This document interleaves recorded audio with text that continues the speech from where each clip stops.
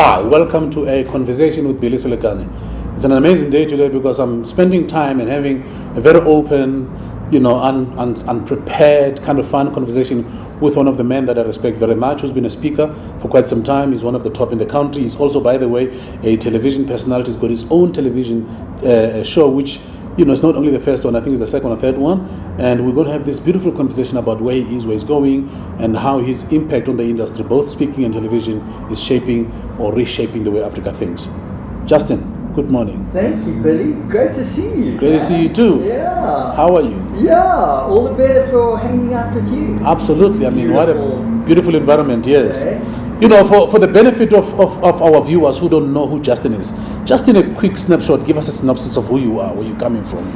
But I always think it's great to start with purpose. Why are we here? Yeah. Why I'm here to inspire, to equip people and organizations to fulfill their potential. Mm-hmm. And I know that that's part of what you do as well. But from that purpose, everything else comes. Whether it's the keynote presentations, the training, the little bit of one-on-one coaching that I do, the CNBC Africa talk show. It's all about providing people with the tools to unlock their potential. Absolutely, that's well said. Now, one of the things that you are or you've achieved is being a CSP.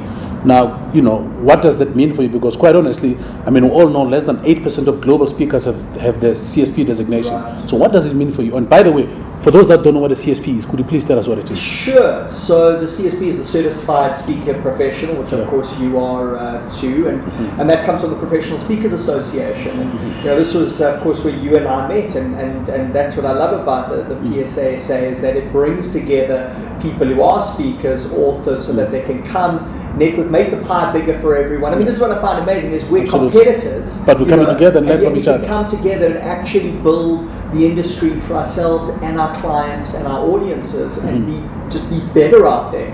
So the CSP, of course, as you say, it's one of the highest designations as a speaker, and you've got to have a few years and a few conferences behind you, which you and I do have. And I suppose it's just a way for the industry to certify its experienced speakers. It's exactly like the CFP, Certified Financial Planner. You trust somebody who's a CFP when they talk money with you. I'm sure CSP also gives our customers a level of trust when they speak to us. Now, in the beginning, we all have a beginning which is very interesting, some very painful, some very seamless. In the beginning, what were your major challenges as a speaker?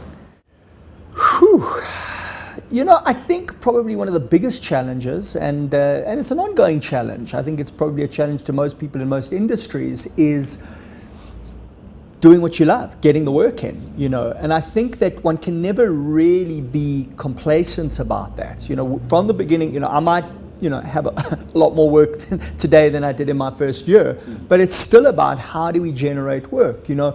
There's that film from the 80s with Kevin Costner, Field of Dreams, with that immortal line, build it and they will come. And that became kind of a clarion call to entrepreneurs everywhere. Just build it, create something beautiful, do something, add value. And that's what you do, Billy. This whole project that you're doing, I think is absolutely fantastic. And I'm so excited about it because I think it's going to add so much value.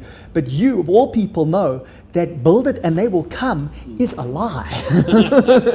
Building, nobody shows up. Absolutely. You still have bills to pay. Absolutely. You got to build it, you got to market it, you got to pitch it, you got to communicate it, and then maybe they will come, right?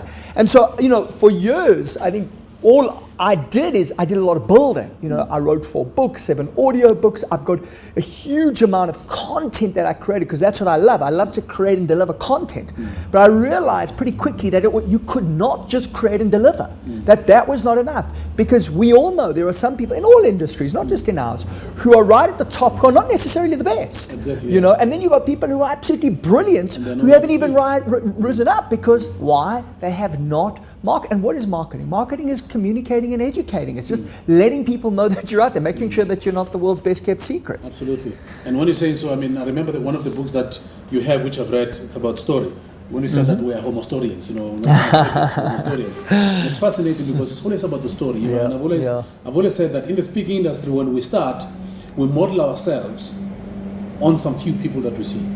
Unfortunately or fortunately, for some time, people used to say, "Oh, you're the Les Brown of Africa." I said, no.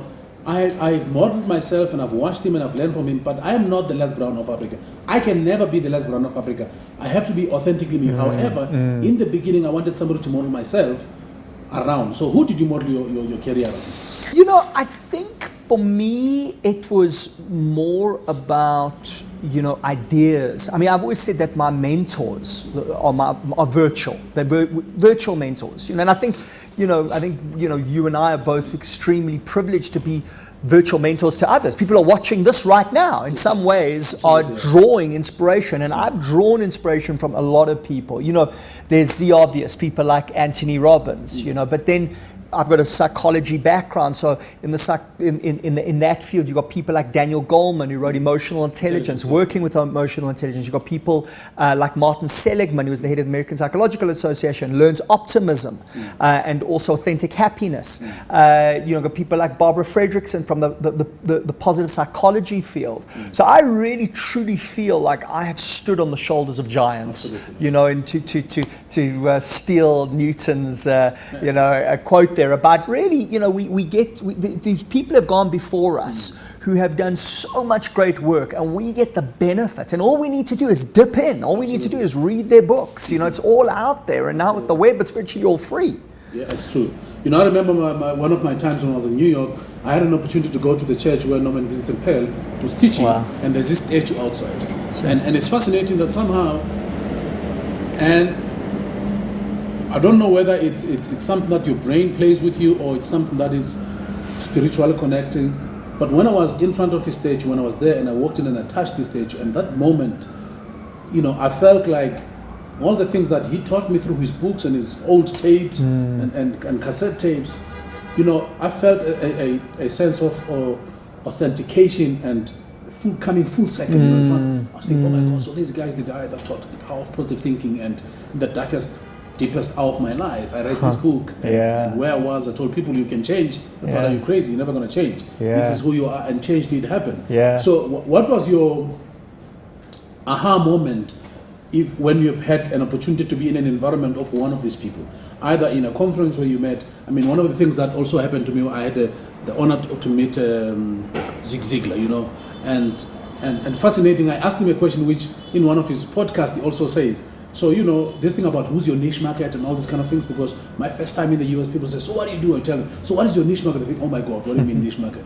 So I said to Zig, Zig, you know, everybody's asking me about this niche market. So what is your niche market? And his answer was unbelievable. He said, son, 90% of Americans believe in God, and that's my market. Wow. And I thought, oh man, I mean, in the Zig Ziglar kind of, you know, so what moment have you had with one of these greats that we speak about, and that has just, you know, give you an aha?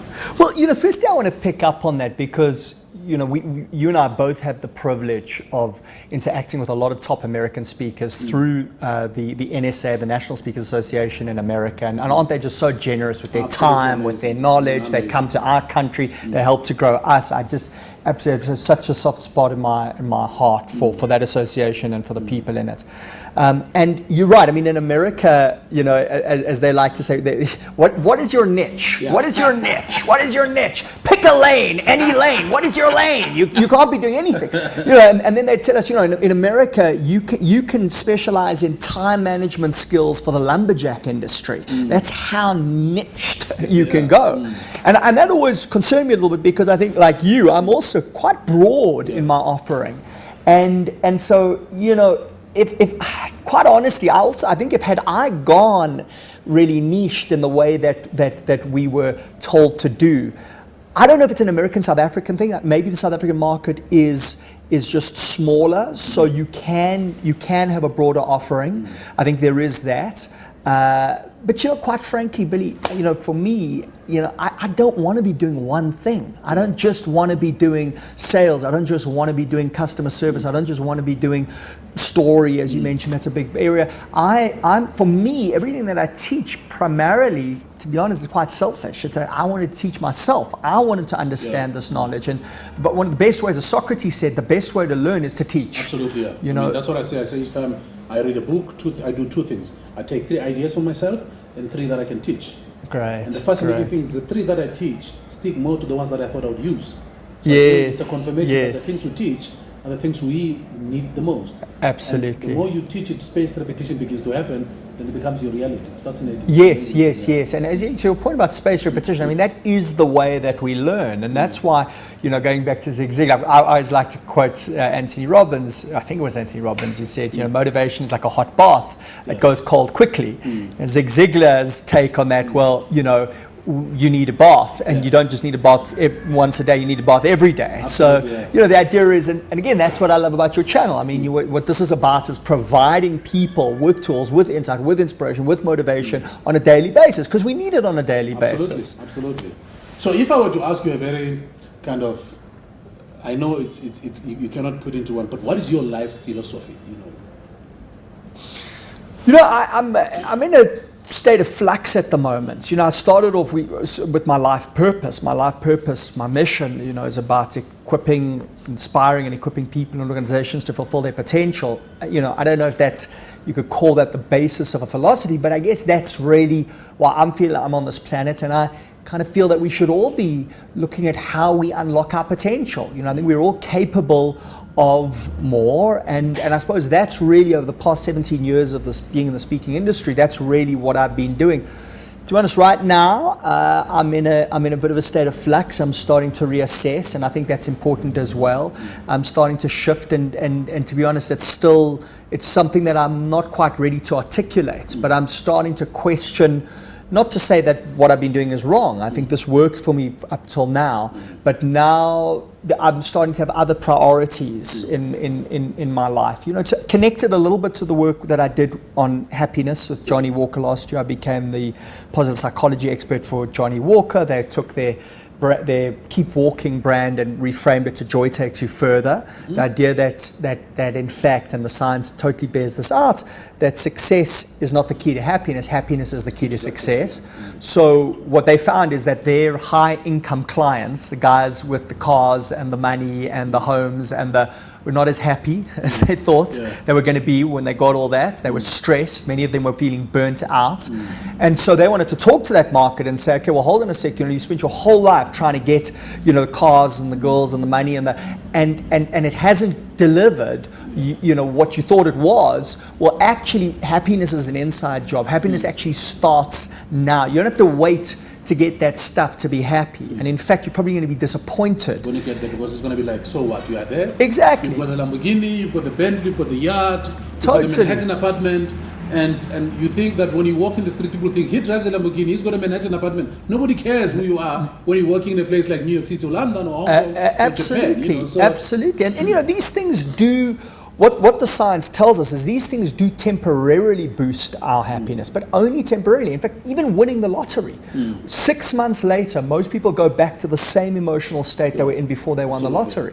So to me, this is really important, because I also, had a lot of material dreams. We kind of struggled growing up, and so I was very motivated to go and, create financial wealth for myself, and I wasn't all about serving others. I have to say I wanted to serve myself and get those things, and I'm not saying that I don't enjoy having those things, but I also realized that was not it. And while these things are fun, and I think we should all manifest, I call it the magic of manifestation. By all means, create the things, do the things you want to do, but don't make the mistake of thinking that is going to give you this bliss, and so right now I'm in a phase where I'm going a little bit more internal rather than external, and I'm spending a lot of time, a lot of work, doing a lot of research, kind of almost going back to school, a lot of studying on really developing a method. I already have a method. It's called the Ultimate Skill, and that's what I taught with Johnny Walker, which is pretty much a happiness development program. But I'm kind of still on that path, and I'm taking that a little further. So what's the space? But at the moment, what I find funny, because all nations in the world, they measure their countries with what they call GDP, gross domestic production, and there's a country called Bhutan in the Himalayas. They measure their country's wealth with the GDH, gross domestic happiness. Love it. I mean, isn't it amazing that we have the iPads, all these things, and we're chasing after things, and we find that when we get these things, then if you look at a sad thing that is happening to Tiger Woods. He has had all this success, and now he's been beaten by the dark dog. Now, things are just becoming negative around him because, again, And I think one of the saddest thing is he was a prolific sports person, but I think his youth was taken away from him. He never enjoyed his young days. Now he's got the money, wants to play a little bit, and when he plays, we're on top of him and says, you can't be doing these things because you're tired, you know. But hey, the dude is human. He's got 24 hours like us, like we do. Sure. Now, in South Africa at the moment, do you know we're in a state of flux, junk country, all corruption all over the show, and this is a time where men like you and me are called upon to say and do things. You know, from the perspective of personal development, you tell people, guys, you know, focus and build yourself, but they say, hey man, it's too dark, whatever.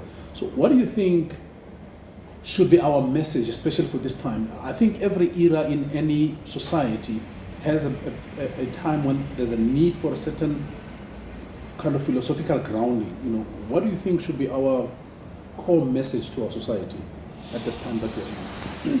You mean specifically given the troubles that we're facing politically in South Africa right now? Yeah, you know, I must tell you, Billy, I'm very excited about where we're at actually in South Africa right now, and I'm very optimistic. And I'll tell you why. You know, let's be honest. I mean, I'm going to say this, and the fact is I can say this. I love the fact that I can say this. We have a thief for a president. Yes. Our president's a thief. So, okay, we can all see it. No, nobody, you know, and everyone who, and in fact, everybody who is, you know, is in his corner is basically saying that they're pretty much on the take as well. Yeah. Because, you know, so it's a little, I do find it incredible how the ANC Youth League are just like the total and utter defenders of the Guptas. It's like, dudes, like really? Like, you don't think people can see through this, you know? Anyway, the point is, I'll tell you why I'm excited. For one, the fact that I can say that to you right now. So if you think about it, the success of a country has got think of a country as a stool, and there's three legs to that stool. The one is governments, the one is the judiciary, and the other is the press.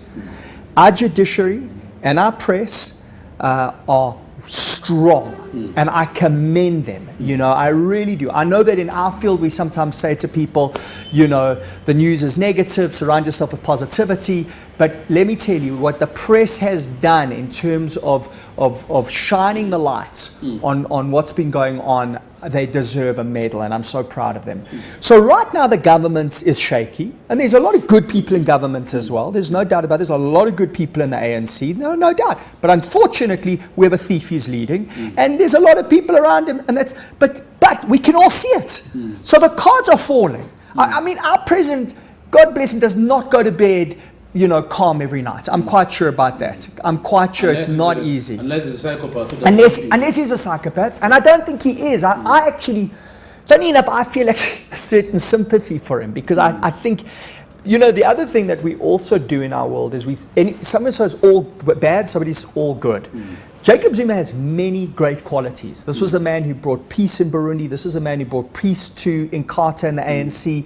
This is a man who, you know, I actually think has a lot of compassion, and I think has done a lot of good.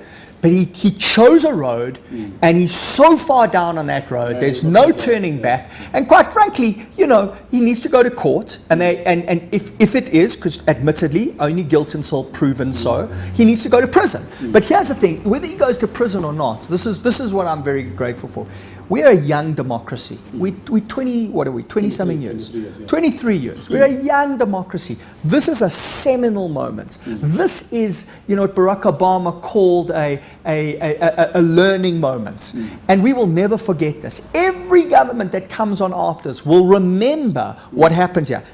Assuming, and I am assuming, that the people who have stolen will be convicted. And if that happens, that's a very powerful lesson to everyone. People then know they can't get away with it. Yeah. So I think in terms of I take a broad view here. And what I'm saying already now, I think a lot of these now you compare us to, I mean, it's an amazing thing, because you tell people this, they don't believe you. Do you know, of the BRICS countries, South Africa is the least corrupt. That's what the stats show us, the least corrupt. So we spoke about those three legs. Look at Russia. The judiciary's taken out, the press is taken out, the government's been taken out, you know, And yes, we are actually less corrupt in India, less corrupt in China, and that's pretty phenomenal. So I think we South Africans rightly have very high standards for ourselves. We, and we must continue to. But I'm optimistic. I think we're living in exciting times. I realize it could, that it might not go the direction that I'm hoping that it will, but I believe it will. I think the forces, Martin Luther King said it. The arc of history tends towards justice. Yeah, absolutely. The arc of history you are either on the side of justice or not on the side. And anyone right now in government who is not on the, my call to them is get on the right side because you're going to get taken out. Absolutely. Yeah. That's a very powerful thing because one of the things that there was an article written and this guy says Thabo Mbeki's presidency, Nelson Mandela's presidency gave South Africans an illusion that we're not like any other African country, and he said Jacob Zuma came and he made us a typical African country where this man breaks the constitution, goes into a big stadium, people come in throngs and they clap hands at him. So this guy says, we're South Africans, you're not as different as you thought you were. It's quite an amazing thing because in spite of all of these things, I'm also the optimistic guy. I'm also the guy that says better it happens now than it happens 50 years from now. You know what I'm trying to say? Better it happens now and we learn the lessons, we feel the pain so that we can understand that we cannot afford to go back to the same process of pain. Now we'll be building going forward. Absolutely. Now, in any given environment, Justin, what would be your three big topics that the corporate world typically books you for? Billy, so,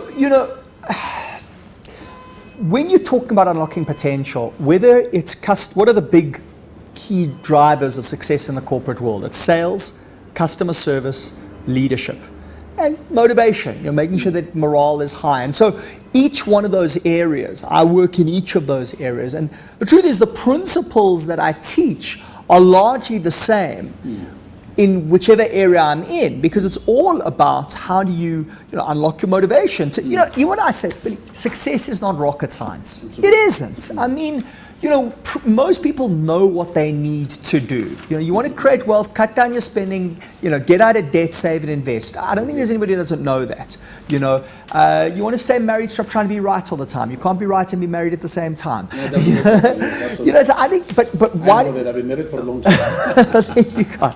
So why do so many people know what to do but don't do what they know? Yeah. Now a lot of that is about motivation and self-motivation, and that's largely what I teach. How do we motivate ourselves? How do we, make sure that we've got the right mindset? How do we get action, execution, self-awareness? These principles apply really in whatever area you need to be successful in. So it is broad. As you know, I've written a number of books. One of the areas that I'm doing a lot of work in at the moment, which I never thought I would be, is pitching, pitch to win. I helped a little IBM run a competition called Smart Camp, biggest entrepreneurship competition in the world.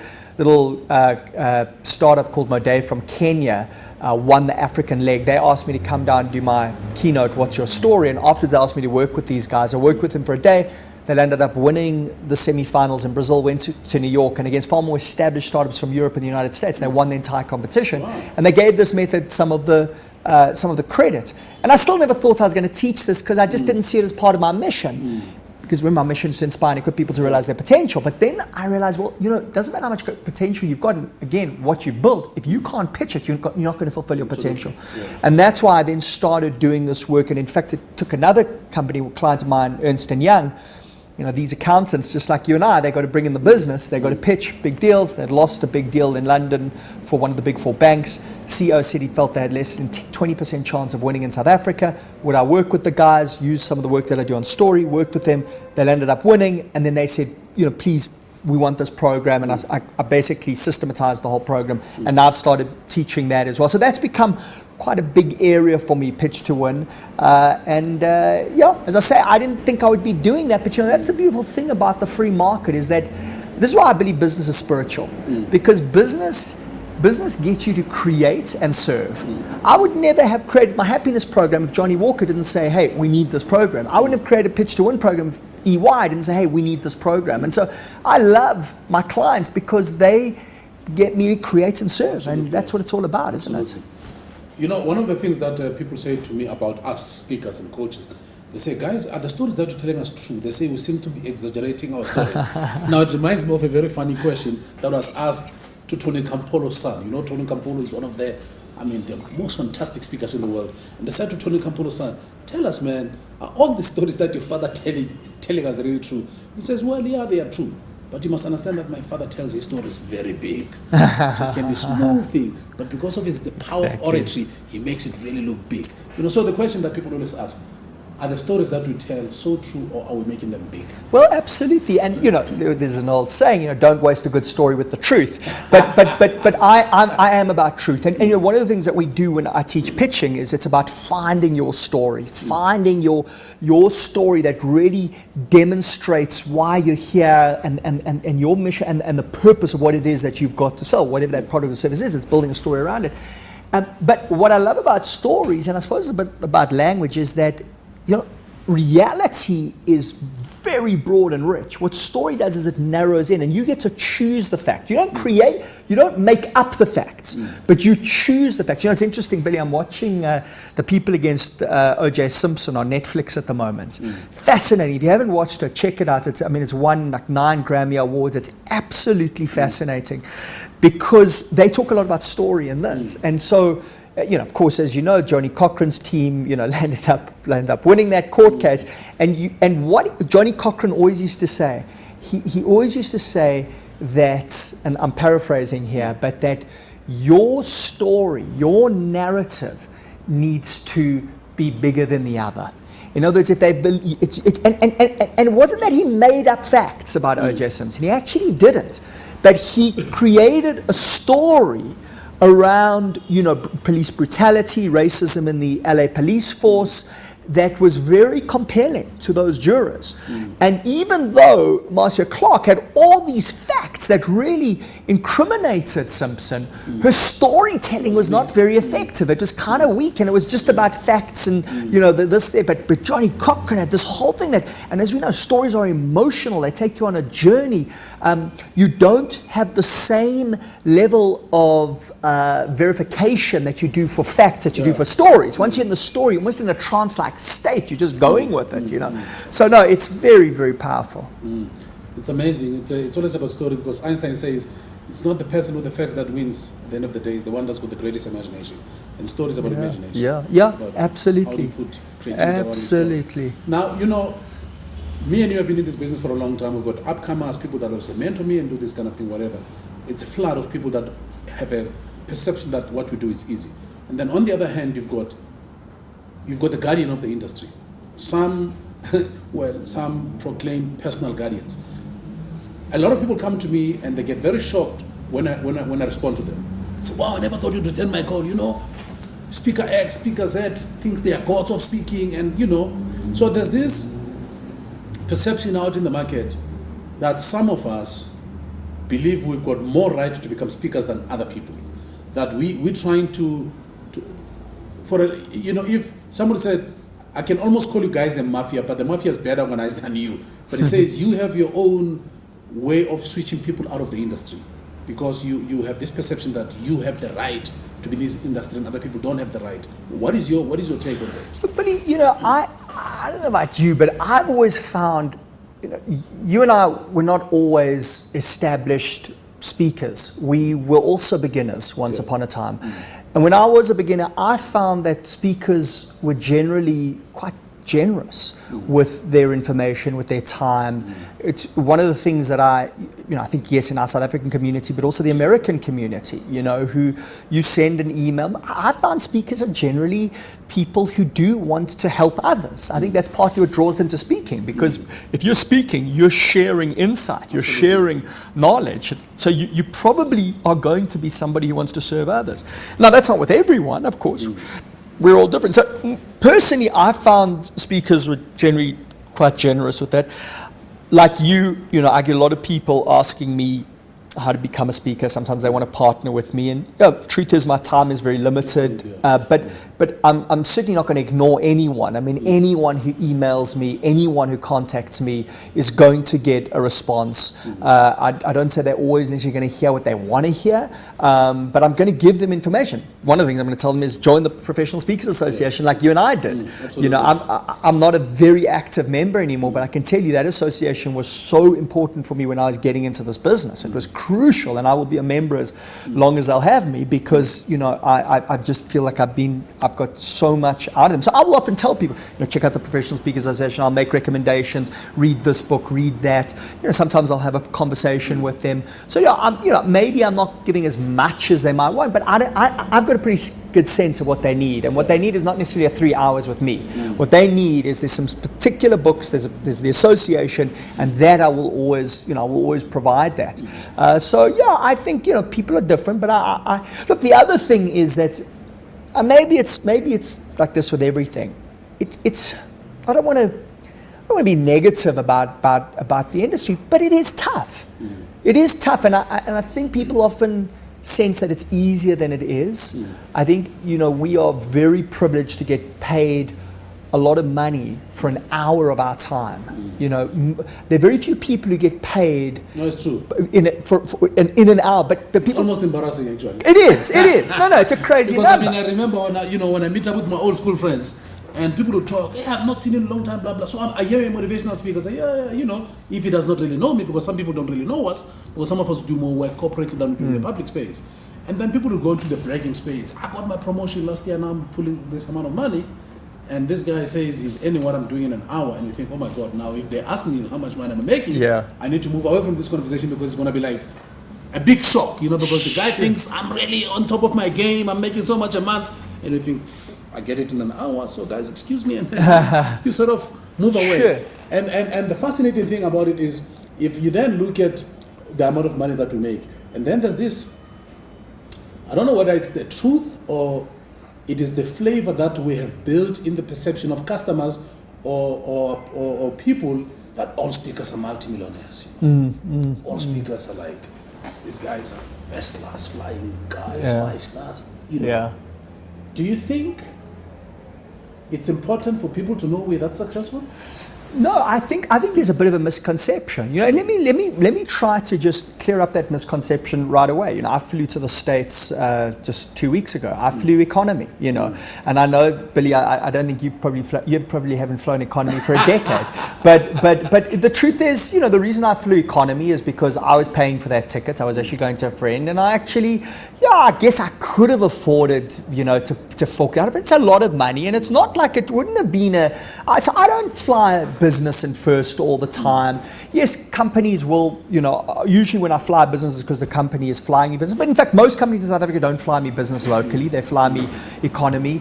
The other thing is, when we talk about that hourly rate, people then think, oh, so you're getting that 8 hours a day. No. Yes, You know, I consider twice a week. Correct. I'd consider if I do 2 of those hours a week, that for me is pretty good. You know, that's good. Now, it's still good money, but if you're talking, then you're essentially talking about 8 hours a month. So yes, you're earning well during that hour, but it's 8 hours a month. But let's not forget, there's commission to be paid often. There's research. There's back office. I realize that I work, and I love what I do, so I'm not complaining. For me, work is more fun than fun. But I work harder than most of my friends who are not as well, because I never stop. You know, I remember a cousin of mine is an HR director in a company that I'll not mention. She used to say, you only speak, man. You don't do so much work. And then they hired me to go and speak at a company. Unfortunately, she was ill, you know. And then she said, oh my God, I did not know you know so much about my company. Why didn't you tell me? I said, you said, remember, you said I only speak. I had to research your company. I knew what the challenges were. I know where you're going. I knew your history. I knew where you are. And everybody was blown away. And then this guy says, but how do you know all of these things? I said, it's my business to know. Because I take this business serious. So when a customer says, come speak with us, my research machine goes on to overdrive. I need to know everything. What is their pain? What is their pleasure? What is their greatest victory? What they're going through?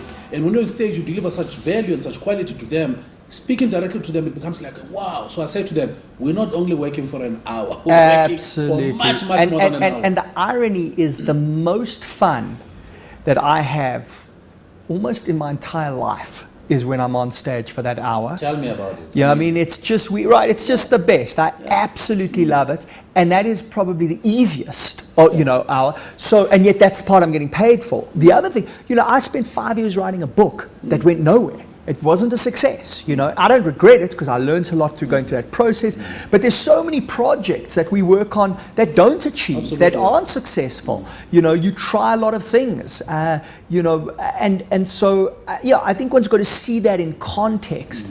And the reason we do get paid that for an hour is because we spend a lot of time reading, researching, writing, developing. It's a little bit like the old thing about, how does the story go about the guy who comes and he's got to fix something because the whole building, and it's just one, he just sort of in 20 seconds hits the switch, everything comes on. He says, how much is that? He's like, $10,000. Oh, what do you mean $10,000? It took you 5 seconds. Yeah, but it took me 10 years to know that was where that button is. Yeah, absolutely. And your show, it's an amazing show.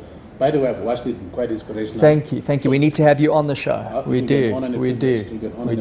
Tell us about your conception of the show. What inspired you to come? Yeah, so I've always felt that what we do here should be available to as many people as possible, not just to people who can pay for that hour in a company.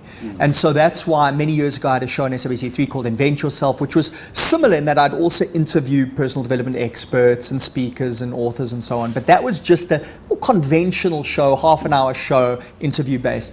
This is quite different, and what excites me about this is that it is unique in that it is only a 15-minute show, but the first 5 minutes are the speaker is speaking to a live audience. So, that's what speakers do. That's what they get paid the big money for. It's not just the message, it's the platform skills. It's not just what, it's how. And they're really great at that. So we've got that 5 minutes inspirational presentation followed by an 8-minute interview where we then unpack it.